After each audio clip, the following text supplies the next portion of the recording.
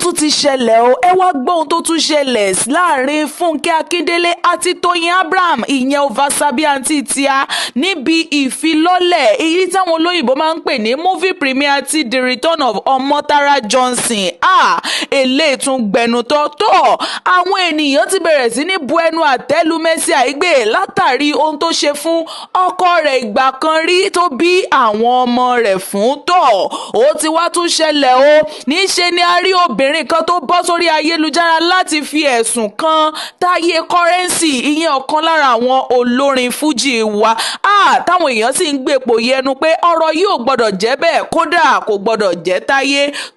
ṣe ti gbọ́ ohun tó ṣẹlẹ̀ sí Mosúnfìlání ìyẹn ọ̀kan lára àwọn ìràwọ̀ òṣèré wa gẹ́gẹ́ bí ó ti ṣe ọjọ́ ìbí rẹ̀ eléyìí náà tún gbẹnu tán o ẹ wá rọra bá mi wá nǹkan fìdílé tàbí kẹ́ fìdílé nǹkan láti jẹ ìgbádùn ìròyìn náà lẹ́kùnrẹ́rẹ́ bí wọ́n ti máa mú wá fún yín bó ti ń gbóná fẹlifẹli àti bó ṣe ń lọ nígboro ayé àwa ò ní jẹ́ kétí yín ó dì sí. Arẹwà obìnrin nì ìyẹn Mosúnfìlání tí gbogbo wa mọ̀ dáadáa bí ẹni mowó tó jẹ́ ọ̀kan pàtàkì lára àwọn òṣèré orí ìtàgé ilẹ̀ Yorùbá tó sì jẹ́ wípé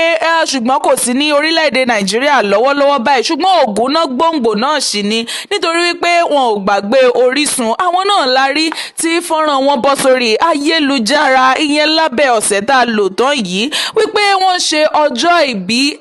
obìnrin yìí máa rẹwà lọ́pọ̀lọpọ̀ bẹ́yìn gan bá rí kódà gbogbo àwọ̀ ara rẹ̀ gan bíi kẹ́nìyàn máa fi òkèlè rún lára òun ló ṣe rí bẹ́ẹ̀ la ṣe rí tí wọ́n gbé fọ́nrán náà sórí ayélujára wípé ọjọ́ ìbí òun náà ni àwọn ń ṣe a sì rí bí gbogbo àwọn olólùfẹ́ wọn àti àwọn akẹgbẹ́ wọn lágbo òṣèré bí wọ́n ti ń kí wọn pé wọ́n kú ayẹyẹ ọjọ́ ìbí tí wọ́n sì ń ṣàdúrà fún wọn wípé ẹ̀mí wọn á ṣe ọ̀pọ̀lọpọ̀ ọdún láyé wọ́n tún gbàdúrà fún wọn wípé ìgbà ọdún kan ní ìkànnì tiwa náà kò ṣaláì má kí wọn pé wọ́n kú ayẹyẹ ọjọ́ ìbí a sì kí wọn náà wípé a sì gbàdúrà fún wọn wípé ìgbà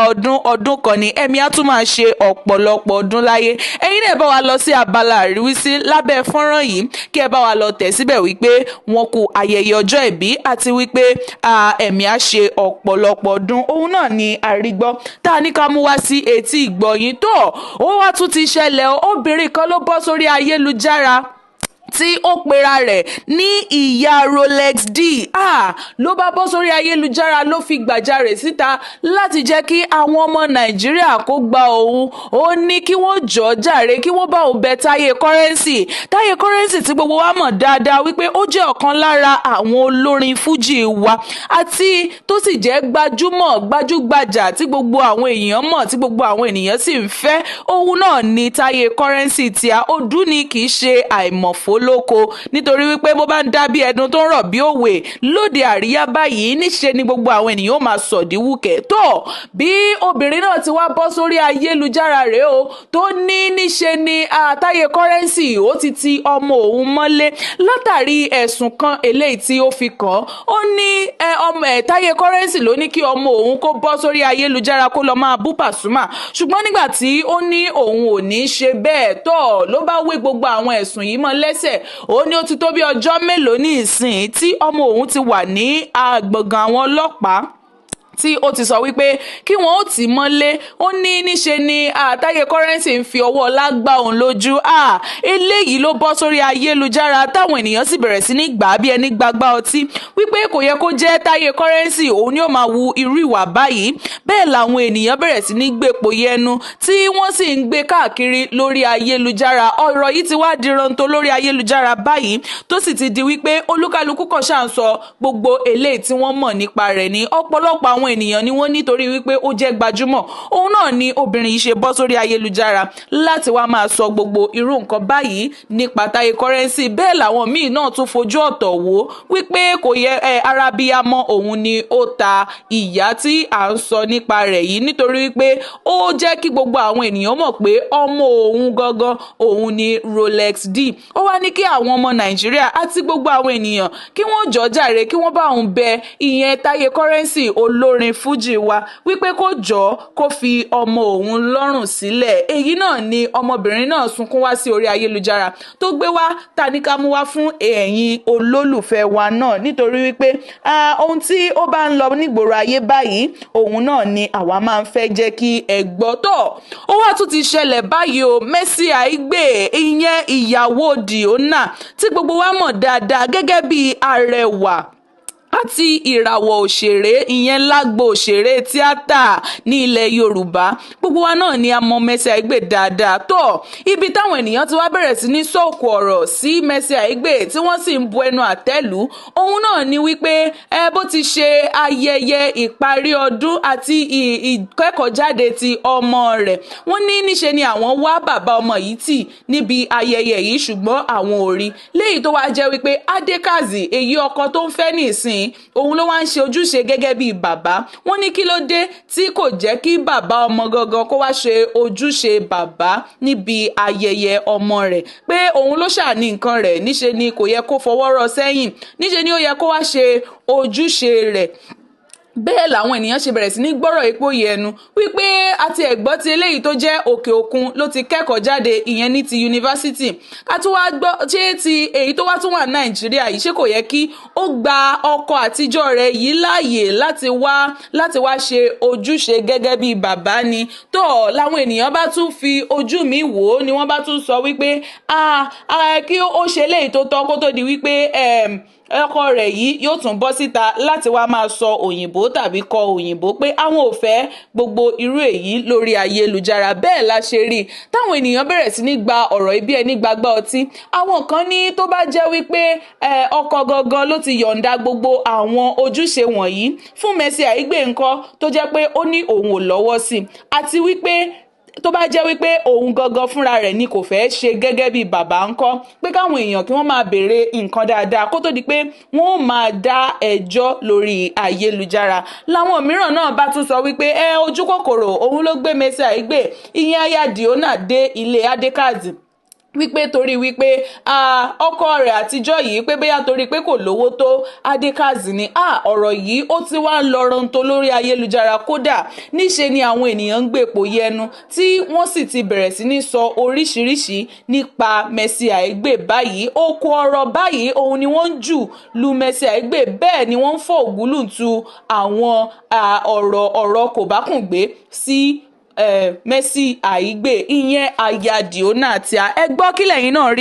kílẹ̀ rí sọ sí ọ̀rọ̀ náà. Ẹ bá wa lọ sí abala àríwísí ìyẹn ní abẹ́ abala àríwísí lábẹ́ fọ́nrán yìí eléyìí táwọn olóyìnbó máa ń pè ní comment section. Ẹ bá wa fi èrò ọkàn yín síbẹ̀ káwa náà ò lè mọ ohun tí ó wà lọ́kàn yín nípa ọ̀rọ̀ yìí. Ṣé ẹ mọ̀ wípé wọ́n ní bàbá fọwọ́ wẹwọ́ òun ló máa ń jẹ́ kí ọwọ́ ó mọ́. Bẹ́yìn bá sọ èrò ọkàn tiyín òun náà ni àwọn náà ó ṣe mọ ohun tó tọ́ láti ṣe mọ̀ wípé káwa ọkàn gbọ́rọ̀ wá sórí ayélujára òun náà ní tiwa, ẹ̀yin náà tún lọ́pọlọ ju àwa lọ tí ẹ tún lè fi gbé lọ́nà míì. Tó òun náà la ní ká mú wá sí etí ìgbọ́ yín lórí ayélujára. Tó ó ti wá tún ṣẹlẹ̀ o, Fúnkẹ́ Akíndélé àti Toyin Abraham wọ́n tún pàdé pẹ̀kí ìyẹn ní òde ní àná o níbi the return of Omotara Johnson èyí tí wọ́n ṣe movie premiere rẹ̀. Ó tún wá ṣẹlẹ̀ báyìí tẹ́ ẹ̀ bá gbàgbé ẹ jẹ́ kémi ó sáré rán yín létí wípé nígbà táwọn méjèèjì pàdé níbi the movie premiere the return of Ariwo ní ọjọ́ sí ní nǹkan bí oṣù díẹ̀ sẹ́yìn. Ohun tó ṣẹlẹ̀ níbẹ̀ ó tàn kálé ó tàn ká oko, kódà gbogbo àwọn ènìyàn ni wọ́n ń gbọ́rọ̀ náà pò yí ẹnu. Ṣe mọ̀ pé ìròyìn tí ò bá dáa báyìí lẹ́lẹ́lẹ́ òun ló máa ń lọ ju eléyìí tí ó bá jẹ́ ìròyìn ayọ̀ lọ. Tó ohun tó ṣẹlẹ̀ níbẹ̀ bẹ́ẹ̀ bá rántí wípé nígbà táwọn méjèèjì pàdé níṣe ni Toyin Abraham ló lọ sí ọ̀dọ̀ Fúnkẹ́ Akíndélé tó sì kí i, ṣùgbọ́n ẹ wò ojú tì yìí ó pọ̀ ní ọjọ́ náà. Níṣe ni Madam Lafunki ló gbójú sókè fún Toyin Abraham bíi pé òun gan tiẹ̀ kọ́ ló ń kí. ìyẹn ni wípé táwọn olóyìnbó máa ń sọ wípé wọ́n snob èèyàn eléyìí ó ga lọ́pọ̀lọpọ̀ ní ìyẹn náà ò bá rárá ní ò fi ṣe ìjà ní ò fi ṣe tépá kò fi ṣe rògbà ló bá fi ṣosùn ló fi kínra ló bá lọ sí ọ̀dọ̀ àwọn ẹlòmíràn ìyẹn bíi àwọn Ìyábọ̀ Òjó àti Mercy Aigbe láti lọ kí wọn tó nígbà tí ọ̀rọ̀ yìí tí wọ́n kú lóde àríyá ìtàn ọ̀rọ̀ yìí gba gbogbo orí ayélujára kan tí gbogbo àwọn ènìyàn sì ń sọ oríṣiríṣi ọ̀rọ̀ bẹ́ẹ̀ ni wọ́n ń sọ kò bá kùn gbé ọ̀rọ̀ sí Làfúnkì pé ohun tó ṣe yìí kò dára tó nígbà náà gan kódà fún Ayọ̀ Ajéwọlé òun gangan fúnra rẹ̀ òun náà bọ́ síta láti sọ̀rọ̀ láti bá ìyàwó rẹ̀ sọ̀rọ̀ wípé kó pa ohun tó gbé sórí ìkànnì náà jẹ́ kó parẹ́ kúrò ní orí ìkànnì kí àlàáfíà kó bá lè jọba láàrin àwọn méjèèjì tó a rí ipa ọkọ èyí tó kó a sì dúpẹ́ lọ́wọ́ Toyin Abraham náà tóun náà gbọ́rọ̀ sí ọkọ rẹ̀ olówó orí rẹ̀ lẹ́nu nígbà náà tó ohun tó wá ṣẹlẹ̀ nígbà náà ohun làwọn èèyàn tún ń retí níbi tí the return of Omotara Johnson èyí tí wọ́n ṣe lánàá yìí wípé bóyá báwọn méjèèjì bá tiẹ̀ tún pàdé àwọn tún fẹ́ wo apá kejì bí wọ́n tún ṣe síra wọn ṣùgbọ́n tọ̀ Ọlọ́run ju èèyàn lọ o ní abárí kódà Fúnkẹ́ Akíndélé fúnra rẹ̀ òun ló kọ́kọ́ lọ kí Toyin Abraham tí wọ́n sì fi tìfẹ́tìfẹ́ àtayọ̀ àti ọ̀yàyà tí wọ́n fi dìmọ́ra wọn tí wọ́n sì kí ara wọn dáadáa tó yẹ pé eléyìí ó wá fi dójú ti gbogbo àwọn ẹlẹ́gàn ni torí wípé ìfẹ́ báyìí òun ló yẹ kó máa wà láàrin àwọn akẹgbẹ́ àti àwọn òṣèré orí ìtàgé ilẹ̀ wa torí pé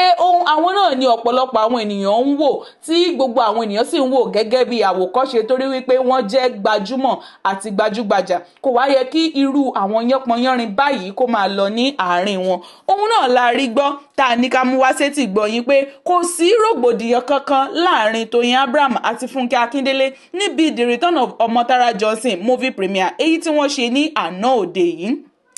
ẹ ṣé lọ́pọ̀lọpọ̀ fún ìfarabalẹ̀ yín etí tẹ́ fi ń gbọ́ wa ò ní di ojú tẹ́ fi ń wò wá ìyẹn náà ò ní fọ́ o àwa náà tá à ń múròyìn náà wá fún yín a ó máa rí yín bá ẹ̀yin náà ó máa rí wa bá a ò ní ṣaláwá tí ara wa ẹ ṣé lọ́pọ̀lọpọ̀ tó kò ní ju báyìí lọ lórí ìròyìn lónìí ẹ ṣé gan-an ni tó ó dìgbà kan náà ó dàbọ̀.